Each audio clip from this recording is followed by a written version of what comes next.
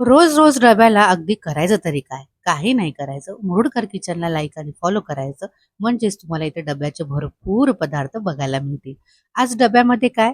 चला रेसिपी बघूया. मुळा मी किसून स्वच्छ धुवून घेतलेला आहे आणि त्याच्यातलं पाणी मी काढून घेतलेलं आहे. त्याच्यानंतर मी इथे बारीक कापलेलं पालक आणि बीट किसून घेतलेलं आहे. 2 चमचे इथे मी बेसन पीठ घेतलेलं आहे आणि 2 वाट्या मी घेतलेलं आहे गव्हाचं पीठ. ओवा, सफेद तीळ आणि मी लसूण, हिरवी मिरची आणि जिरं मिक्सरमध्ये वाटून घेतलेलं आहे ते सुद्धा ॲड केलेलं आहे. हळद आणि थोडंसं धना जिरा पावडर. हे सगळं तुम्हाला चांगलं मिक्स करून घ्यायचं. आता मुळ्याला पण परत पाणी सुटतं बरं का. थोडं-थोडं पाणी टाकून हे तुम्हाला घट्ट असं मळून घ्यायचं आहे. नंतर तेलाचा हात लावून सुद्धा एकदा मळून घ्या. एक 10 मिनिटासाठी साईडला ठेवा आणि छान ह्याचे पराठे तयार करून घ्या.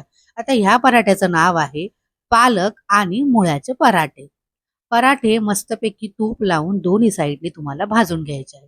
रोज प्रश्न पडतो की नाही? आईला हा प्रश्न पडतोच. कारण मुलं आजकाल भाजी चपाती मात्र खायला मागत नाही.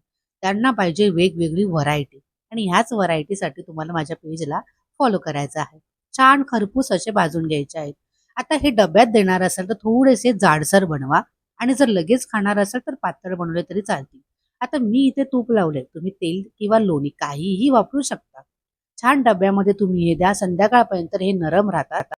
हे तुम्ही सॉस बरोबर, दह्याबरोबर, कुठल्याही हिरव्या चटणी बरोबर खाऊ शकतात. रेसिपी आवडल्यास लाईक करा, कमेंट करा आणि पेजला फॉलो करायला विसरू नका.